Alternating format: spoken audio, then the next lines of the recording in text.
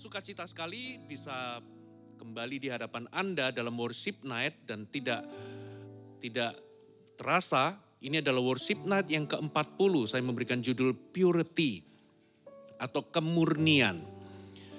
Bapak Ibu Saudara, ada banyak orang di akhir zaman ini, Alkitab berkata Saudara, mereka secara lahiriah menjalankan ibadah mereka, tetapi pada hakikatnya mereka itu dikatakan memungkiri kekuatannya. Jadi di akhir zaman ini, kita bersyukur kita ini bisa mengadakan worship night seperti ini, walaupun secara online, karena kita percaya bahwa ibadah itu punya kuasa. Ketika Anda datang ke gereja, ketika Anda dengarkan firman, ketika Anda melayani, ketika Anda memuji dan menyembah Tuhan, di dalam gereja itu punya kuasa. Termasuk ketika Anda beribadah di rumah, ketika Anda bersaat teduh, ketika Anda merenungkan firman, semua ibadah kita itu mengandung kuasa. Tetapi anehnya di akhir zaman ada orang-orang yang tidak kehilangan ibadahnya. Mungkin dia bisa ibadah secara online atau dia datang secara onsite. Bahkan dia mungkin membaca Alkitab, dia ikut komsel, cell group, small group, saudara. Tetapi anehnya mereka kehilangan kuasa dari ibadah itu. Nah, di manakah miss-nya? Di manakah, saudara, letak miss-nya? Apa yang salah, saudara? Ada banyak orang Kristen tidak kehilangan ibadahnya, tetapi kehilangan kuasa dari ibadah. Saudara, saya menemukan sebuah firman, mari kita buka sama-sama di Matius pasal yang kelima. Kita baca ayat 23 sampai 24. Dikatakan seperti ini. Sebab itu jika engkau mempersembahkan persembahanmu di atas mezbah, dan engkau teringat akan sesuatu yang ada dalam hati saudaramu terhadap engkau, tinggalkanlah persembahanmu di depan mezbah itu, dan pergilah berdamai dahulu dengan saudaramu, lalu kembali untuk mempersembahkan persembahanmu itu. Dikatakan jikalau engkau mempersembahkan persembahan di atas mezbah, atau ketika engkau melakukan ibadahmu, tapi kalau di dalam hatimu engkau teringat sesuatu ada ganjalan terhadap saudaramu, tinggalkan dulu ibadahmu, stop dulu persembahanmu, bereskan dulu dengan saudaramu, baru kembalilah jalankan ibadahmu, persembahkan persembahanmu di atas mezbah itu. Berarti di sini ada sesuatu yang sangat penting. Dikatakan tunda dulu atau jangan lakukan dulu ibadahmu, tapi bereskan segala sesuatu yang mengganjal di hatimu. Berarti hati kita ini menjadi sesuatu yang sangat penting. Kita baca satu ayat lagi. Matius pasal yang ke-23, kita baca di ayat 19. Hai kamu orang-orang buta, apakah yang lebih penting? Persembahan atau mezbah yang menguduskan persembahan itu? Tentunya dari ayat ini kita bisa tahu bahwa yang lebih penting dari persembahan kita adalah mezbah yang menguduskan persembahan itu. Nah, saudara, di dalam perjanjian lama, mezbah itu ya mezbah itu. Saudara, ada mezbah bakaran, ada mezbah ukupan. Ya, kalau di luar itu ada korban bakaran binatang, ya saudara, hewan disembelih lalu dibakar di situ. Tapi kalau di dalam tempat kudus ada mezbah ukupan, di mana ada dupa yang dibakar menjadi wangi-wangian yang menyenangkan hati Tuhan. Saudara, nah Yesus itu menanyakan mana yang lebih penting? Mezbah yang menguduskan persembahan itu atau persembahannya? Dari ayat itu tersurat bahwa yang lebih penting itu adalah mezbah yang menguduskan persembahan itu. Nah, di dalam perjanjian baru, saudara, apakah mezbah itu? Mezbah itu adalah hati kita. Saudara, nah itulah sebabnya di dalam Matius 5 tadi dikatakan, Yesus berkata, kalau engkau mempersembahkan persembahan di atas mezbah, tapi kalau hatimu mengganjal, ada sesuatu yang belum beres di hatimu, tunda dulu ibadahmu, dahulukan hatimu karena hati itulah mesbah sesungguhnya. Nah dari sinilah Bapak Ibu kita bisa tahu kenapa ada banyak orang tidak kehilangan ibadahnya, menjalankan ibadah secara lahiriah, tapi pada hakikatnya mereka kehilangan kuasa dari ibadah. Lalu apa hakikat dari ibadah sesungguhnya? Tidak lain tidak bukan adalah hati kita atau mesbah hati kita. Dan lebih tepatnya saudara, ada satu ayat di dalam Ibrani menjelaskan bahwa kalau kita ini ingin beribadah kepada Allah, maka kita perlu memiliki hati nurani yang murni. Coba kita baca ayatnya. Kita baca sama-sama di Ibrani 9 ayat 13 sampai 14. Sebab jika darah domba jantan dan darah lembu jantan dan percikan abu lembu muda menguduskan mereka yang najis, sehingga mereka disucikan secara lahiriah, betapa lebihnya darah Kristus yang oleh roh yang kekal telah mempersembahkan dirinya sendiri kepada Allah sebagai persembahan yang tak bercacat, akan, perhatikan, menyucikan hati nurani kita dari perbuatan-perbuatan yang sia-sia, supaya kita dapat beribadah kepada Allah yang hidup. Jadi pengorbanan Yesus di atas kayu salib, dia mencurahkan darahnya, ternyata bukan hanya menebus dan menghapus dosa kita, tapi darah Kristus itu juga menyucikan hati nurani kita. Supaya hati nurani kita ini menjadi murni dan suci, supaya apa saudara? Supaya kita dapat beribadah kepada Allah yang hidup. Jadi dengan kata lain, tanpa hati nurani yang murni, kita nggak bisa beribadah kepada Allah. Dan inilah yang menjadi hakikat dari ibadah yang sesungguhnya. Hakikat atau esensi dari ibadah yang penuh kuasa adalah hati nurani kita. Nah disinilah menjelaskan kenapa ada banyak orang Kristen hidupnya tidak berubah. Kenapa ada banyak orang Kristen dengarkan banyak khotbah, dengarkan banyak firman, bahkan membaca Alkitab, tapi gak bisa lepas daripada hawa nafsu keduniawian, gak bisa lepas dari dosa-dosa tertentu, yang selingkuh tetap selingkuh, yang curi atau ambil uang, atau yang korupsi tetap korupsi, ya, yang melihat pornografi tetap jalankan pornografi itu, tapi masih ke gereja, dengarkan firman, bahkan menikmati pujian dan penyembahan, masuk dalam hadirat Tuhan. Tapi kenapa hidupnya gak berubah? Sederhana. Karena mereka memungkiri sebuah hakikat ibadah yang sesungguhnya. Mereka memungkiri hati nurani mereka. Itulah sebabnya pentingnya untuk kita ini menjaga hati nurani kita tetap murni. Memang darah Yesuslah, pengorbanan Kristus di atas kayu salib dengan mencurahkan darahnya itu menyucikan hati nurani kita. Tapi bagian kita adalah kita menjaga hati nurani kita tetap murni. Itulah sebabnya satu kali Paulus berkata demikian. Saya bacakan ayatnya. Kisah Rasul pasal yang ke 24 ayat 16 dikatakan, sebab itu aku senantiasa berusaha. Dikatakan aku senantiasa berusaha, berarti itu bagiannya Paulus. Itu bagian kita.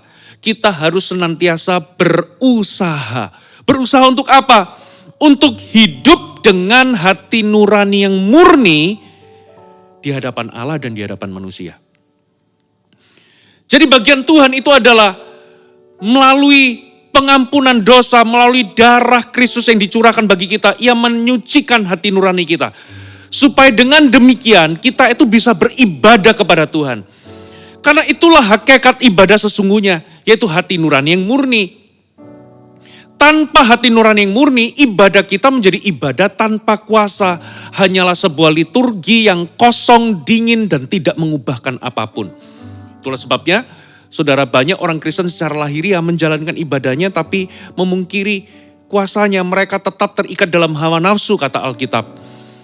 Bahkan walaupun mereka selalu ingin diajar, tapi mereka gak mengalami perubahan hidup. Mereka gak bisa mengenal kebenaran. Itulah bahayanya kalau kita ini menjadi saudara agamawi dengan cara kita meninggalkan atau mengabaikan atau memungkiri hati nurani yang murni. Itulah sebabnya Paulus bertekad, aku senantiasa ingin menjaga hati nuraniku tetap murni di hadapan Tuhan dan di hadapan manusia. Barulah dengan demikian saudara, ibadah kita saudara akan mengubahkan. Kita akan mengalami perubahan dari waktu ke waktu, lama-lama kita menjadi serupa dengan Yesus. Lalu apa efeknya? Sebelum kita beranjak kepada apa efeknya hati nurani yang murni, atau apa efek tidak memiliki hati nurani yang murni, apa sih hati nurani itu? Saudara, hati nurani itu adalah sebuah suara di dalam hati kita, yang dia itu bisa membuat kita nggak nyaman, atau membuat kita itu gelisah ketika kita melakukan sesuatu yang tidak berkenan atau tidak benar. Jadi dia itu bisa bertindak seperti wasit. Seperti juri yang memberikan kita sebuah peringatan atau perasaan tidak nyaman ketika kita melakukan sesuatu yang tidak benar. Tapi di satu sisi, ini juga berupa suara hati kita yang bisa memberikan kita sebuah perasaan damai sejahtera ketika kita melakukan sesuatu yang sesuai dengan kehendak Tuhan. Atau ketika kita melakukan sesuatu yang benar di mata Tuhan. Itulah hati nurani. Nah, apa bahayanya dan apa efeknya ketika seseorang itu memungkiri hati nurani yang murni? Atau ketika seseorang itu tidak lagi murni hati nuraninya. Catat baik-baik. Yang pertama, saudara, hidupnya akan tersesat. Orang yang tidak punya hati nurani yang murni, dia itu seperti berjalan tanpa ada pengaman, tanpa ada pagar pembatas. Itu seperti kereta api yang akhirnya keluar dari lintasan, akhirnya apa saudara? Terjadi kecelakaan. Hati nurani itu menjagai kita seperti pagar pembatas, seperti sebuah rem di dalam sebuah mobil. Menjagai kita. Hati nurani kita itu seperti alarm yang menyala ketika kita keluar dari lintasan, dia akan menyala supaya kita kembali kepada lintasan. Nah, coba bayangkan kalau hati nuraninya itu menjadi tidak lagi murni. Hati nuraninya menjadi tumpul atau tidak lagi berfungsi karena setiap kali alarm itu berbunyi, perasaan tidak nyaman itu muncul ketika kita melakukan sesuatu yang gak benar, lalu kita abaikan terus-menerus, maka suara hati nurani itu akan semakin melemah, dan sampai satu titik hati nurani kita ini kotor atau tercemar. Akibatnya kita seperti berjalan tanpa ada pengaman atau pagar pembatas. Singkat cerita, kita bisa tiba-tiba end up hidup di luar rencana Allah. Kita bisa kehilangan rencana Allah. Atau Anda itu berjalan seperti tanpa GPS. Anda akan tersesat. Dan parahnya, saudara, mereka tidak tahu kalau dia tersesat. Masih mending kalau Anda itu tersesat tapi Anda tahu kalau Anda tersesat, maka Anda bisa melakukan action untuk apa? Untuk kembali. Tapi ada orang yang sudah tersesat tapi merasa berada di dalam jalan yang benar. Waduh, itu bahaya sekali, saudara. Ya, itu akan membuat orang itu tidak bisa kembali. Nah, itu efek yang pertama. Hidupnya akan tersesat, dia akan hidup seperti tanpa pagar pembatas, atau dia hidup seperti tanpa pengaman, atau dia hidup tanpa ada arahan. Efeknya, hidupnya akan tersesat. Dan itulah yang namanya arti dari dosa. Dosa itu salah satu bahasa aslinya itu pakai kata hamartia, artinya meleset dari sasaran. Tanpa sadar hidup kita ini sudah keluar dari rencana Allah. Kita hidup sudah keluar dari poros kehendak Tuhan. Tapi kita gak sadar karena hati nurani kita sudah tercemar, hati nurani kita sudah tidak lagi murni, tidak lagi tajam. Efek yang kedua, saudara, doa-doa kita menjadi doa yang agamawi, yang kosong dan tanpa kuasa. Makanya firman Tuhan berkata demikian dalam Yakobus 5 ayat 16. Karena itu hendaklah kamu saling mengaku dosamu dan saling mendoakan supaya kamu sembuh. Lalu doa orang yang benar, bila dengan yakin didoakan, sangat besar kuasanya. Kapan ketika Doa itu nggak lagi, kita berdoa tapi nggak ada lagi kuasanya. Ketika hati nurani kita tercemar atau nggak lagi murni. Itulah sebabnya firman Tuhan berkata, saling mengaku dosalah. Supaya apa? Apa efeknya ketika kita saling mengaku dosa? Supaya hati kita dimurnikan kembali. Supaya hati nurani kita ini kembali menjadi murni. Dan ketika kita ini benar di hadapan Tuhan, hati kita benar di hadapan Tuhan, ketika kita saling mengaku dosa, ketika kita bereskan semua ganjalan di hati kita bereskan segala unfinished business di hadapan Tuhan dan di hadapan manusia, maka hati kita nggak ada lagi tuduhan. Lalu apa yang terjadi? Kita berdoa dengan penuh keyakinan dan doa yang penuh dengan keyakinan itu sangat besar kuasanya. Tapi kalau hati kita nggak murni, doa-doa kita hanya menjadi doa-doa yang agamawi, kosong, tidak ada kuasanya. Yang ketiga, saudara, kita sulit mendengar suara Tuhan. Sulit untuk mendapatkan pewahyuan. Saudara, hati nurani itu seperti receiver.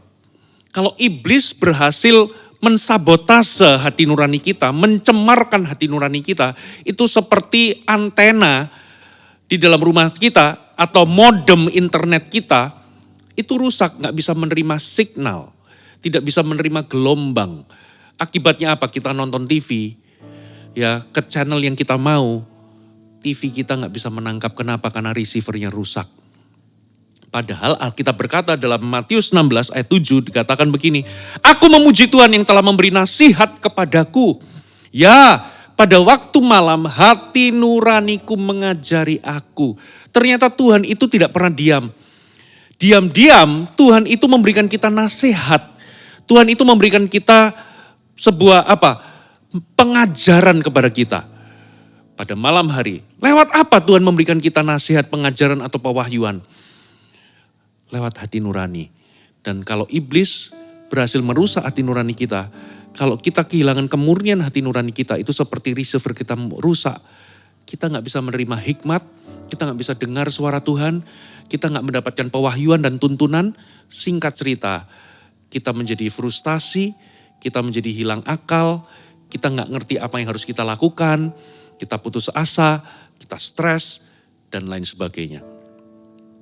Hati nurani yang murni menolong kita untuk kita bisa peka kepada suara Tuhan dan tuntunan Tuhan. Ketika kita baca firman Tuhan dengan hati yang murni, kita bisa mendapatkan pewahyuan, saudara. Coba, pernahkah Anda membaca kisah dari Bileam? Bileam itu hati nuraninya sudah gak lagi murni. Dari awal Tuhan sudah berkata bahwa apa yang aku sudah berkati gak bisa dikutuk. Tapi dia terus menerus tanya Tuhan. Ya dia pindah dari gunung yang satu ke gunung yang lain. Untuk tanya Tuhan lagi, boleh gak untuk aku mengutuki Israel? Jelas di awal Tuhan sudah ngomong jangan, tapi dia berkali-kali masih terus bertanya kepada Tuhan. Akhirnya Tuhan berkata terserah. Ketika Tuhan berkata terserah, seharusnya Bileam itu mengerti bahwa terserahnya Tuhan itu tidak. Sama seperti ketika anak saudara yang sedang sakit tenggorokan, merengek-rengek minta es krim, Anda berkata tidak, karena dia tantrum lalu merengek-rengek gitu ya. Akhirnya saking jengkelnya Anda berkata terserah. Terserah Anda itu berarti tidak. Lalu anak Anda tetap apa saudara? Anak Anda tetap beli es krim. Singkat cerita, Anda harus apa saudara? Anda harus disiplin anak Anda. Anda harus memberikan sebuah disiplin, mungkin dispank atau diberikan hukuman-hukuman disiplin tertentu. Karena apa? Terserah Anda itu berarti tidak. Nah, Bileam itu matanya sudah buta, hatinya sudah gak lagi murni, motivasinya ingin mendapatkan hadiah dari Balak. Makanya dia terus coba terus, padahal hatinya sendiri sudah berbicara jangan, tapi dia terus langgar, dia terus tanya Tuhan, sampai akhirnya Tuhan berkata terserah, dia pergi saudara. Dia menunggangi keledainya.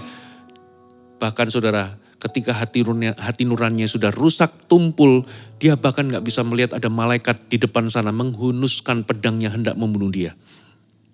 Malah keledainya, saudara, bisa melihat ada malaikat.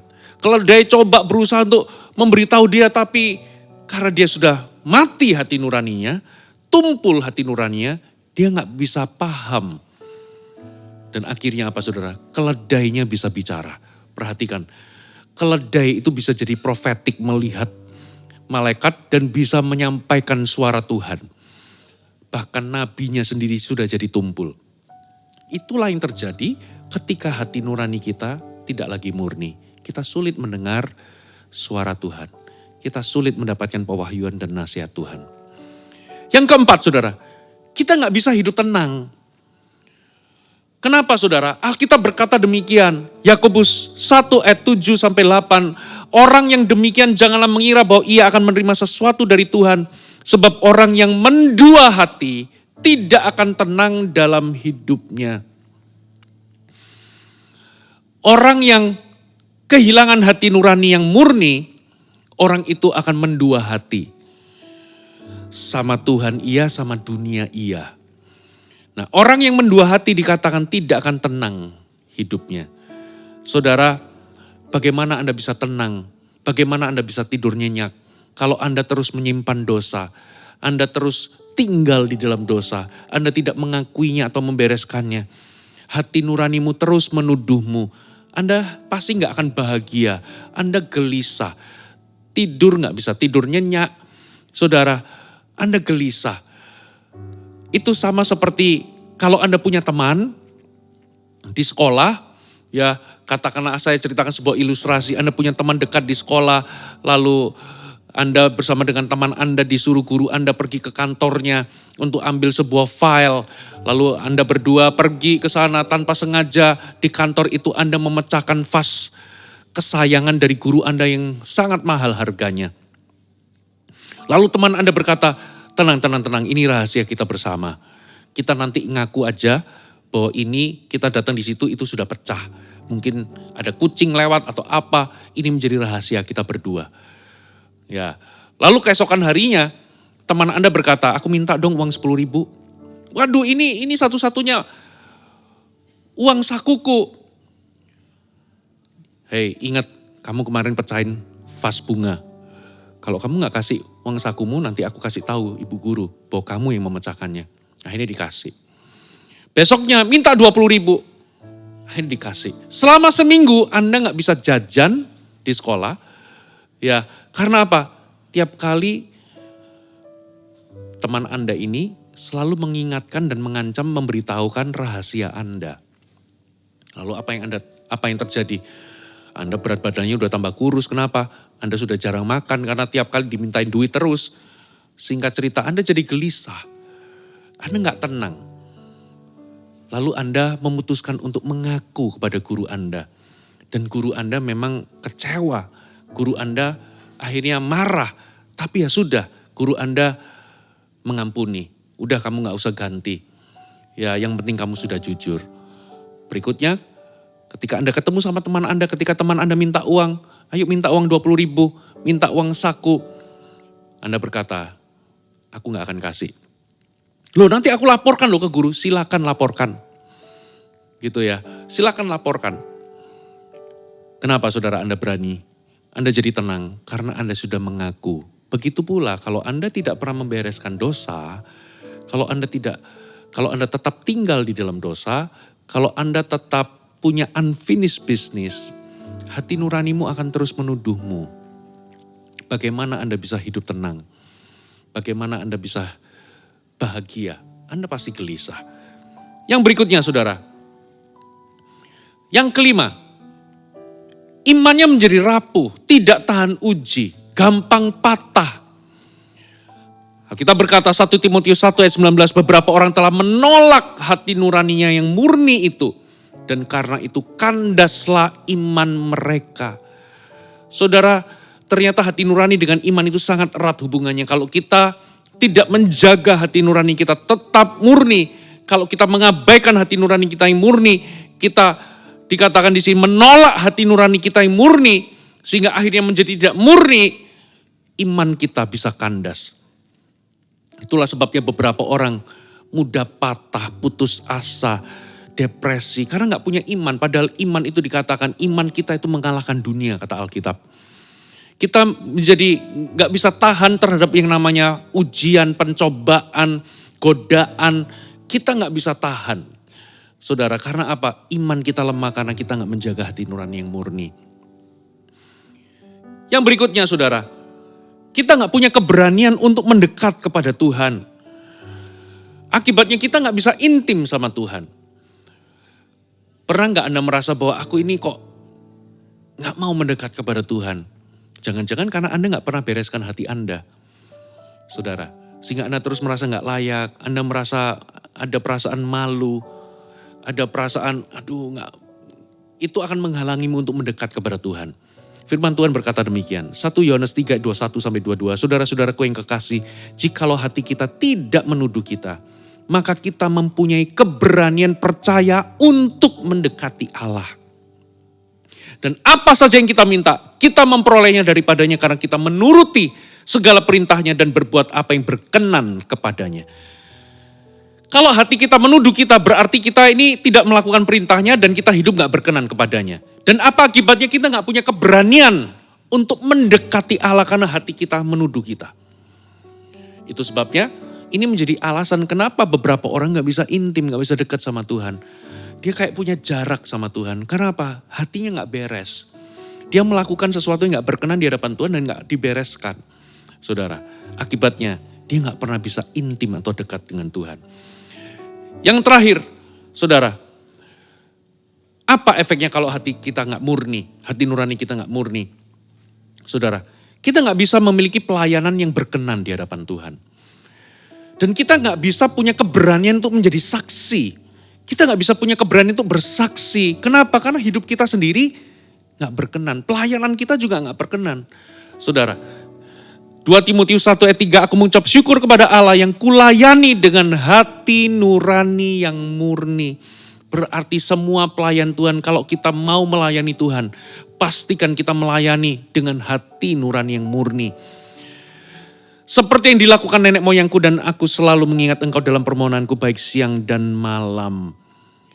Kalau kita gak punya hati nurani yang murni, tanpa hati nurani murni, pelayanan kita tidak berkenan di hadapan Tuhan. Dan dengan demikian kita mana bisa punya keberanian untuk bersaksi. Keberanian untuk menjadi saksi.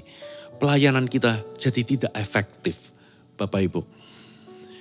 Nah, itu adalah efek negatif dari hati nurani yang tidak murni. Nah, sekarang apa ciri-cirinya sebelum saya tutup? Ciri-ciri orang yang tidak punya hati nurani yang murni, itu yang pertama, penuh pembenaran diri. Penuh pembenaran diri itu bisa defensif dan ofensif. Kalau dia defensif, dia selalu saudara? Tidak mau bertobat, merasionalisasi perbuatan-perbuatan dosanya, penuh dengan pembelaan diri, gitu ya. Tidak mau meninggalkan dosa, tidak mau mengakui kesalahan. Itu namanya defensif. Gak bisa ditegur, gak bisa dikoreksi, jadi keras. Tidak mau mengampuni, jadi defensif. Sisi yang lain dia bisa jadi ofensif. Ofensif itu apa? Dia juga bisa menyalahkan orang, ya, menyalahkan keadaan. Aku begini karena orang lain, aku begini karena seseorang melakukan ini, menyerang orang, marah-marah, kecewa, dan lain sebagainya. Jadi ciri-cirinya apa saudara? Yang pertama, penuh pembenaran diri. Yang kedua, dia gak bisa tegas sama yang namanya dosa. Dia hidup dalam kompromi. Karena hati nurani gak murni, jadi dia gak bisa punya kemantapan mana yang benar dan mana yang salah. Dia gak bisa tahu membedakan mana yang kudus dan mana yang gak kudus.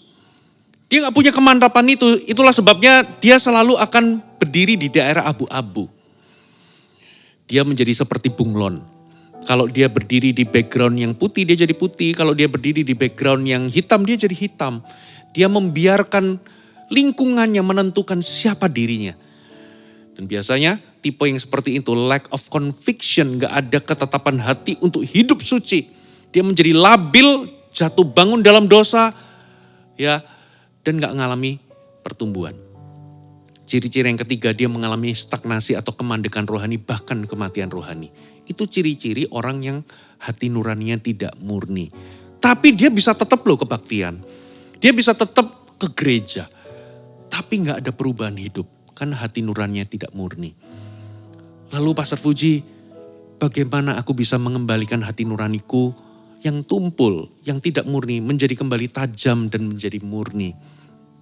Ada kabar baik, saudara. Firman Tuhan berkata, Paulus berkata, aku senantiasa berusaha untuk hidup dengan hati nurani yang murni di hadapan Allah dan di hadapan manusia. Berarti kita perlu bereskan. Yang pertama, bereskan hati nurani kita di hadapan Tuhan dengan cara apa? Pertobatan. Saudara, akui bahwa itu perbuatan tersebut adalah dosa. Kapan terakhir Anda betul-betul meratapi dosa Anda? Betul-betul menyesali dosa Anda dan menyadari bahwa itu adalah sebuah perbuatan yang menyakiti hati Tuhan. Itu adalah sesuatu yang bukan sesuatu yang biasa, tapi ini adalah sesuatu yang luar biasa. Dimulai dari situ. Akui dan minta ampun, bereskan di hadapan Tuhan. Melalui apa? Pertobatan. Dan pertobatan itu bukan hanya penyesalan, bukan hanya pengakuan, tapi kesediaan untuk meninggalkan dosa itu. Anda berkata bahwa itu adalah sesuatu yang aku tidak lagi sukai atau sayangi, itu adalah sampah, jadi aku mau tinggalkan itu. Lalu yang kedua, bereskan di hadapan manusia. Melalui restitusi. Kalau yang pertama pertobatan, yang kedua melalui restitusi. Saudara, inilah yang terjadi lewat pertobatannya Sakeus. Sakeus bertobat di hadapan Tuhan melalui pertobatan. Yang kedua, dia bereskan melalui restitusi. Dia berkata, Tuhan Yesus, aku akan berikan separuh dari milikku kepada orang miskin. Dan kalau ada orang yang aku peras, aku akan kembalikan 4 kali lipat. Itu namanya restitusi. Kalau Anda punya hutang belum dibayar, bayar hutang Anda. Kalau Anda punya benda yang Anda pinjam tapi belum dikembalikan, kembalikan. Kalau Roh Kudus mengingatkan Anda sesuatu, Anda perlu minta maaf kepada seseorang, minta maaf. Kalau Anda perlu membangun atau menyapa kembali kepada seseorang yang mungkin sudah ada jarak dan tidak ada komunikasi lagi dan Tuhan suruh Anda untuk menyapa kembali, berbuat kasih, lakukan itu. Saudara, dengan cara demikian, Bapak Ibu Saudara, hati nuranimu kembali akan murni. Saya mengajak Anda semua, mari kita renungkan firman Tuhan, mari kita masuk dalam hadirat Tuhan. Mari kita berdoa dan mintalah hati yang dipulihkan, hati yang dimurnikan kembali. Mari sama-sama kita hampiri Tuhan.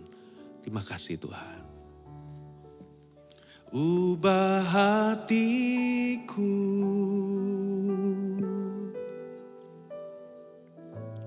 seputih salju,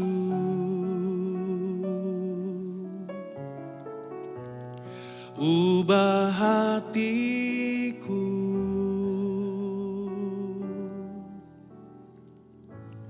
seperti dia.